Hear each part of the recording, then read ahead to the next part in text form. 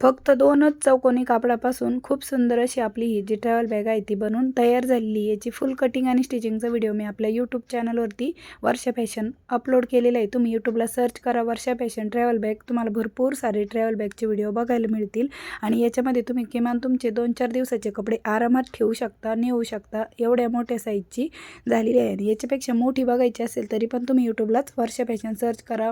वेगवेगळ्या साईजच्या तुम्हाला ट्रॅव्हल बॅग बघायला भेटतील आपल्या यूट्यूब चॅनल वर्षा फॅशनवर, नक्की बघा।